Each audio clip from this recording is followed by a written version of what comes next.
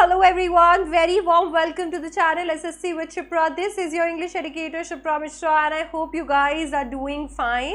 तो आज के इस वीडियो के अंदर मैं आपकी मदद करने वाली हूँ रीडिंग कॉम्प्रिहेंशन पैसेजेस को मास्टर करने के लिए। एसएससी के अंदर इंग्लिश लैंग्वेज में जो रीडिंग सेक्शन है उसका पैसेज एक बहुत ही सिग्निफिकेंट हिस्सा है और अगर आप इंग्लिश में उतने अच्छे नहीं हैं तो ये आपको बहुत परेशान कर सकता है। आज के इस वीडियो के अंदर मैं आपके साथ में एक ऐसी टिप शेयर करने वाली हूं जिसकी मदद से ना तो सिर्फ आपकी वोकैबुलरी बहुत अच्छी हो जाएगी, ग्रामर के फॉर्मूले को आप अप्लाई कैसे करते हो आप ये भी सीखोगे। इन एडिशन टू दैट आपको यहाँ पे रीडिंग कॉम्प्रिहेंशन में कॉम्प्रीहेंड करना, रीडिंग तो कोई भी कर लेता है पर कॉम्प्रीहेंड करना यानी अंडरस्टैंड करना भी आसान लगने लगेगा और इसके बाद क्वेश्चंस बस यूं चुटकियों में बन जाएंगे। तो सारे एस्पिरेंट्स फटाफट से इस वीडियो को अपने फ्रेंड्स के साथ शेयर कर दो क्योंकि ये जो वीडियो है इसके बाद रीडिंग कॉम्प्रिहेंशन का डर एकदम खत्म हो जाएगा। Let me also tell you कि कल से मैं रीडिंग कॉम्प्रिहेंशन की क्लासेस शुरू कर रही हूँ जिसमें हम सॉल्व करने वाले हैं सारे प्रीवियस ईयर क्वेश्चंस। आप मेरे साथ बैठकर डीप एकदम इन डेप्थ एनालिसिस करने वाले हो रीडिंग कॉम्प्रिहेंशन पैसेजेस का। एंड ट्रस्ट मी, अगर आपने पूरी की पूरी क्लासेस फॉलो करी तो उसके बाद में रीडिंग कॉम्प्रिहेंशन का डर फिनिश।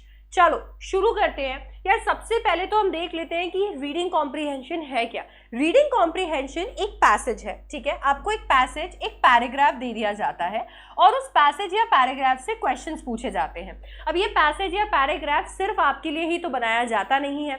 नेचुरली इस पैसेज या पैराग्राफ का कोई ना कोई सिग्निफिकेंस होगा। ये कोई तो रिपोर्ट का हिस्सा हो सकता है, किसी आर्टिकल से इंस्पायर्ड हो सकता है या फिर इनफैक्ट किसी टॉपिक पे लिखा जा सकता है, कोई एक राइटअप हो सकता है।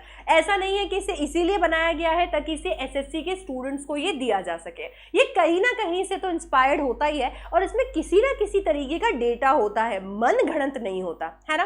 तो यहाँ पे कोई ना कोई सेंस तो ये मेक करता है। अब एसएससी चाहता है कि ये जो पैसेज है ये पैसेज आप ना तो सिर्फ अच्छे से रीड कर लें, आपके पास जितना समय है उस समय के अंदर ना तो सिर्फ आप इसे अच्छे से रीड करें पर इसे इतने अच्छे से समझ लें कि इसमें लिखी गई बातों से अगर सवाल पूछे जाए तो आप उनका चुटकियों में जवाब दे दें। तो अभी आपको ना तो सिर्फ इस गिवन इंफॉर्मेशन को, आपको जितनी भी इंफॉर्मेशन यहाँ पर दी गई है उसको बड़े अच्छे से समझना है पर इसके साथ साथ में इसमें से पूछे जाने वाले सवालों का सही जवाब भी देना है।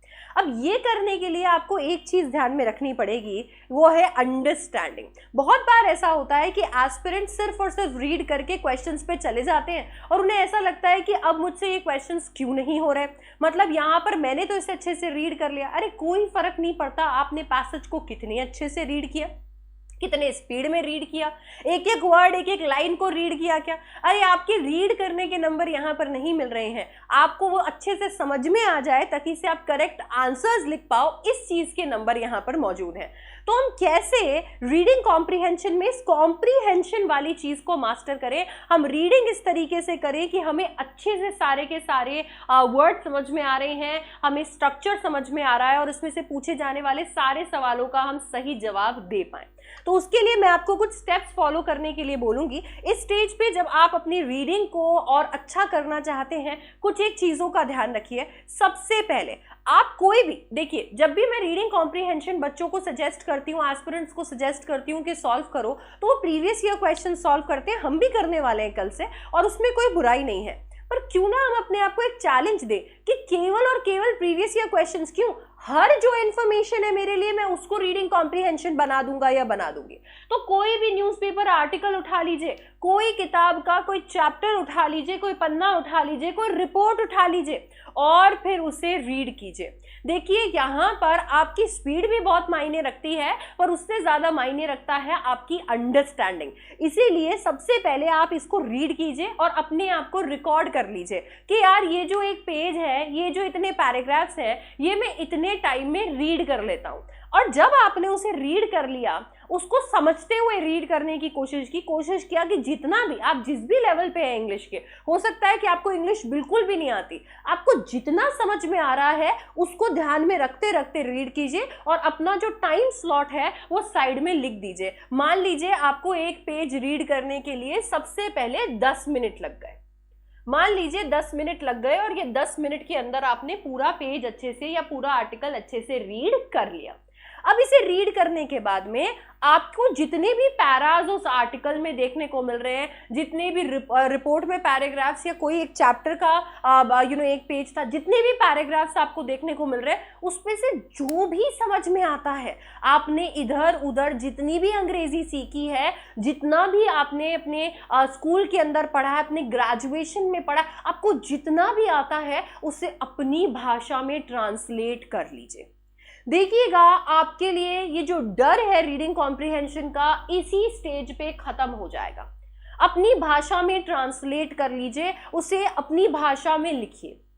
देखिए ये बहुत जरूरी है अगर आप इंग्लिश में प्रोफिशिएंट होना चाहते हैं।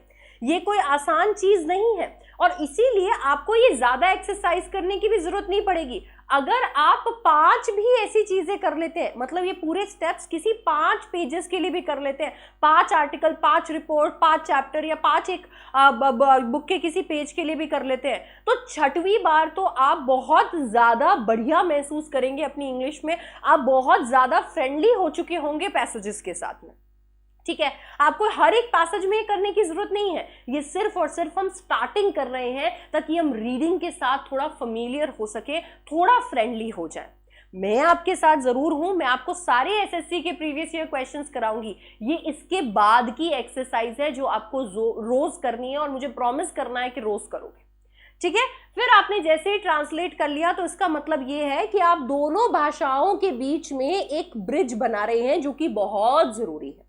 आप दोनों भाषाओं के बीच में ब्रिज बना रहे हैं। एक वो भाषा है जो आप बहुत अच्छे से बोल लेते हैं और एक वो भाषा है जो भाषा आप सीख रहे हैं। ठीक है, इन दोनों के बीच का ब्रिज आपने बना लिया, आपने ट्रांसलेट कर लिया, तो अब आपको ये जो पूरा पैसेज है ये अच्छे से समझ आ गया है। और अब जब ये आपको समझ में आ गया है तो आपका नेक्स्ट स्टेप क्या है, आपको इंग्लिश के अंदर समराइज करना है जो आपने पढ़ा। आपने अगर न्यूज़पेपर का कोई आर्टिकल पढ़ लिया, एडिटोरियल पढ़ लिया, आपने पढ़कर अब उसको क्या कर लिया, अपनी भाषा में ट्रांसलेट कर लिया, तो अब उसमें जो भी लिखा हुआ था अपने आप को लिमिट दे दो कि मैं 100 वर्ड्स में 100 से 150 वर्ड्स के अंदर इसको क्या कर दूंगा, समराइज कर दूंगा। 150 वर्ड्स के अंदर अंदर बता दूंगा कि इसके अंदर क्या लिखा हुआ था। जब पहली बार ये एक्सरसाइज आप कर रहे होंगे तो आप हर जगह अटकोगे।